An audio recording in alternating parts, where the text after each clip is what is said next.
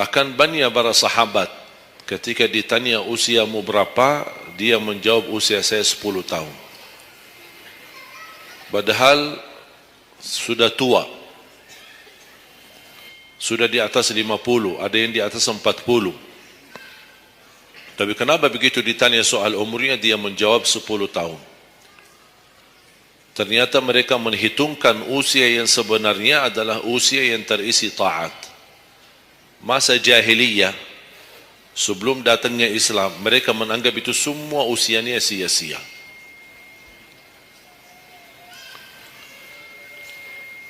Berarti kalau ada orang Muslim tidak salat sama sekali sampai usia 50 tahun, semua usianya sia-sia.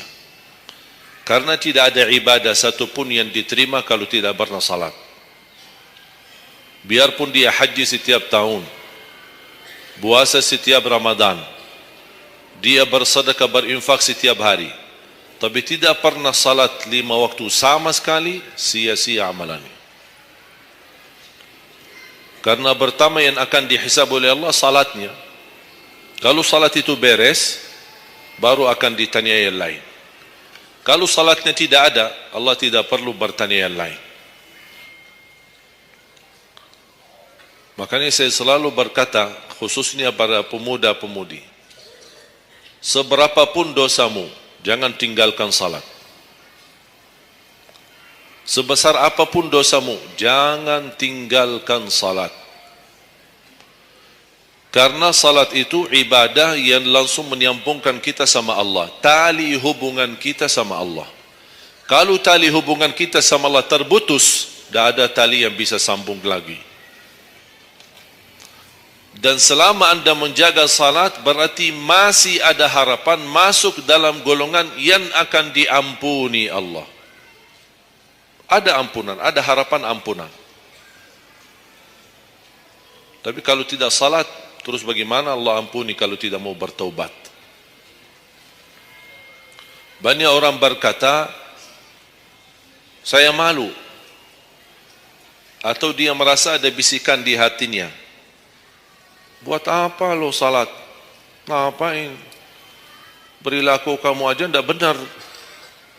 Sama orang tua aja tidak benar. Dosamu tidak pernah henti-henti. Bercuma salat, tidak usah. Itu ingat bisikan syaitan. Karena syaitan ingin semuanya sekali-kali rusak. Kalau berbakti baik belum sempurna, masih banyak dosa maksiat, banyak kerusakan yang lain, tapi masih terjaga salatnya, ada harapan diampuni dosanya.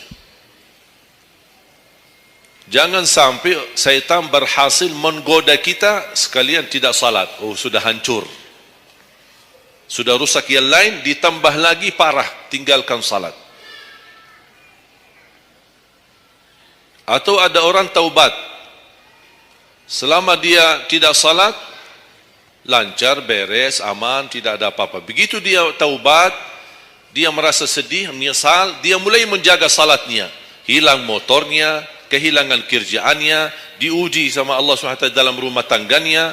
Setan datang, coba, kamu aja dulu biasa-biasa aja, tidak pernah ada ujian. Begitu anda mulai salat, ada ujian. Ngapain? Udah berhenti aja salat, nanti kembali beres. Berhenti salat. Pas begitu dia keluar masih kehilangan motor. Ya Allah, gimana? Saya selama ini tidak pernah salat, tidak pernah hilang motor. Begitu saya mulai salat, malah hilang motor saya. Datangnya setan di situ. Coba kalau kamu tidak salat, tidak bakal hilang motornya. Akhirnya dia merasa nyesal, dia berhenti. Berarti niatnya bukan taubat. Niatnya salat, ya Allah mohon aku salat tapi Allah jaga motor aku ya. Itu niatnya. Bukan salat karena Allah, tapi salatnya karena terjaga motornya. Itu beda niat. Berarti ketika kita berlaku ibadah, melakukan sesuatu ibadah, tapi ada ujian yang masuk, jangan anda salahkan ibadahnya, tapi salahkan niatmu. Ada apa dalam niatmu? Pasti ada salah niat.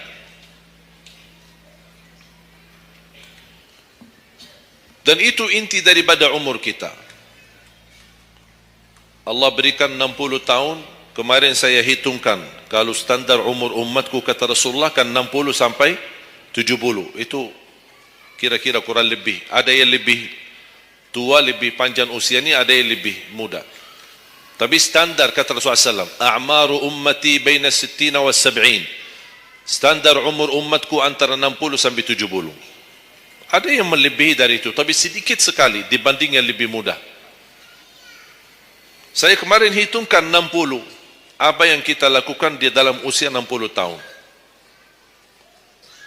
Dari lahir sampai balik. Sampai tahun berapa? 15? Kita sepakat 15? 15 tahun. Berarti sebelum balik belum taklif. Sebelum balik belum taklif. Haji boleh tapi tidak wajib karena syarat haji harus balik. Syaratnya harus balik walaupun diperintahkan, dibiasakan untuk melaksanakan salat. Tapi anggaplah bedun taklif, belum ada taklif, belum ada kewajiban, berarti 15 tahun itu sia-sia. Dia potonglah dari 60. Berapa sisa? 45.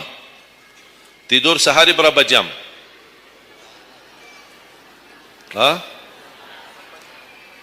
8? Boleh kita sepakati angka 8? Ya, kita bicara standar. Katanya menurut kesehatan, tidur yang normal dan pas dan cukup adalah 8 jam. Anggaplah 8 jam tidur. Ada yang tidur 12 jam. Ada yang tidur bangun, salat tidur bangun, salat tidur bangun. Kalau hari libur, dia tidur, tidak capek tidurnya. Begitu bangun, ya Allah begal badan saya, tidur lagi.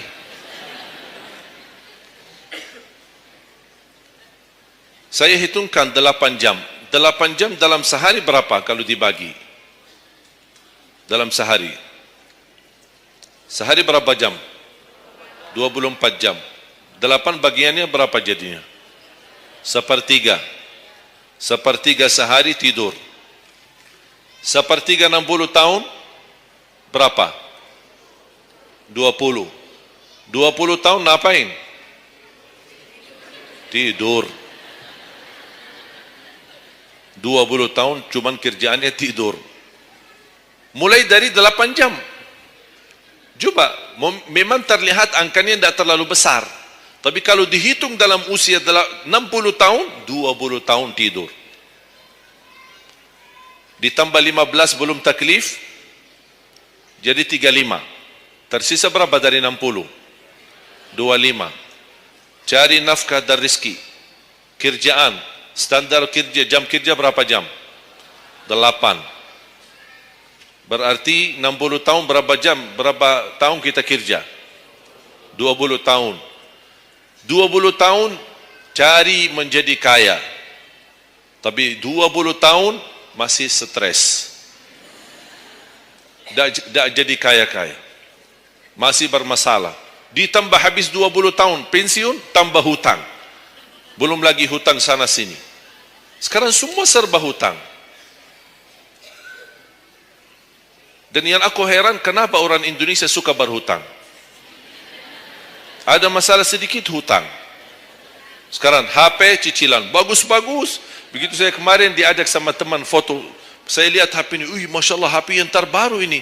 Maaf Pak, cicilan. Jadi jangan ditipu, jangan tertipu ketika Anda melihat handphone baru sama orang, langsung Anda baik sangka, barangkali cicilan. Tak ada yang sanggup cash. Cash itu 12 juta sampai ada 15 juta. Bawa mobil yang mewah, cicilan. Begitu pindah rumah, cicilan. Jalan-jalan besok juga nikah, cicilan. Semua serba cicilan. Dan terpengaruhi dengan promo sana ini, ada ini, non persen, non ini, apa sini beli satu dapat satu, dan semua serba hutang. Tanpa kita sadar, tidak sadar, memang mudah kita awal-awalnya berhutang, tapi begitu sudah jatuh tagihannya pusing. Memang hutang ini bikin aku stres. Ada orang minta sama saya amalan. Ada enggak amalannya supaya saya bisa mengatasi masalah hutang ini? Saya bilang mudah amalannya, jangan berhutang lagi. Mudah. Sudah selesai. Hutang itu di dalam Islam dibolehkan kalau sudah benar-benar keadaannya darurat. Sudah tidak ada solusi, tidak ada jalan, tidak ada yang bisa bantu, tidak ada yang bisa menolong. Akhirnya terpaksa, dan hati-hati dari riba. Jangan terpaksa nanti beralasan, ya Allah saya terpaksa menggunakan pinjaman bank tapi riba. Pinjam 100 juta kembalikan 120 juta. Dosa besar. Masih lebih ringan dosa zina sama ibu daripada terima uang riba. Na'udzubillah min zalik.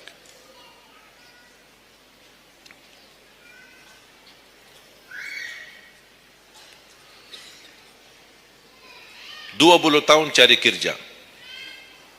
Tadi berapa yang tersisa? 25 kan? Berarti yang tersisa berapa? Saya belum bicara ibadah Bapak Ibu. 20 tahun tidur, 20 tahun cari dunia, 15 tahun masih belum taklif, tersisa 5 tahun. Saya hitung dalam 60 tahun, bagi orang yang rutin menjaga salat 5 waktu, tahu enggak hasil hitungan saya dapat berapa? Anda jaga salat selama 60 tahun, itu menghasilkan ibadah cuma 2 tahun 7 bulan. Total salatmu dalam 60 tahun, 2 tahun 7 bulan. Karena salat 5 waktu berapa? Tidak sampai 1 jam. Tidak sampai 1 jam. Saya bicara yang wajib. Bagaimana saya hitung kalau ada orang yang tidak salat sama sekali? Na'udzubillah, sudah habis sia-sia umurnya kalau tidak salat sama sekali. Makanya kembali lagi jamaah sekalian, umur bukan berapa usianya, tapi apa isinya. Maka Rasulullah SAW bersabda, ni'mal abdus salih man tala umur wa hasun amalu. Sebaik-baik hamba yang salih, yang panjang usianya, tapi baik amalannya. Baik amalannya.